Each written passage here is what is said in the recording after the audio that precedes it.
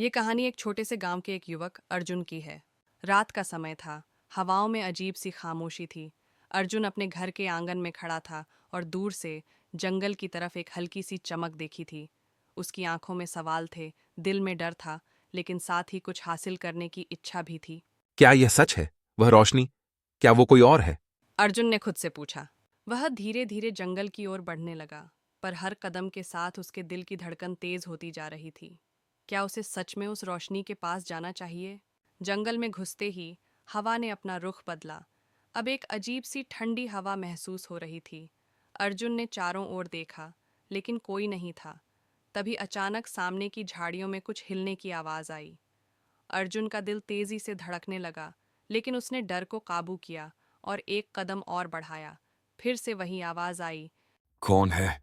अर्जुन एक झटके से रुका। क्या यह जंगल की आवाजें थीं या फिर कुछ और था? मुझे कुछ नहीं चाहिए, बस तुम्हें देखना चाहता हूं। अर्जुन ने हल्की आवाज में कहा। आवाज फिर से आई। क्या तुम सच में तैयार हो?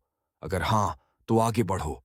अर्जुन का मन उथल पुथल था, लेकिन उसकी जिज्ञासा उसे आगे बढ़ने को मजबूर कर रही थी।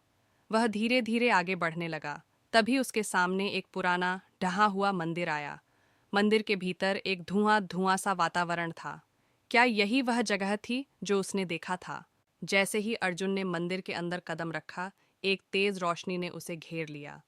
उसकी आंखों के सामने एक अजीब धुंधला चेहरा उभरने लगा। तुमने मुझे ढूंढ ही लिया। वह चेहरा बोला। अर्जुन चौंका, लेकिन उसने साहस दिखाया। अर्जुन ने पूछा। चेहरे ने हंसते हुए कहा। मैं वह हूं जिसे तुम भूल चुके हो। यह जंगल, यह मंदिर, यह सब तुम्हारे पुराने सपनों का हिस्सा है। अर्जुन ने धीरे धीरे समझा, यह सब उसकी अपनी छिपी हुई यादों और अधूरी इच्छाओं का परिणाम था। उसे अतीत से भागने की बजाय उसे अपनाना चाहिए था। अर्जुन ने अपनी आंखें बंद कीं और फिर जब खोला तो उस चेहरे का कोई निशान नहीं था। बस जंगल और उस अजीब सी रोशनी का राज अब खुल चुका था।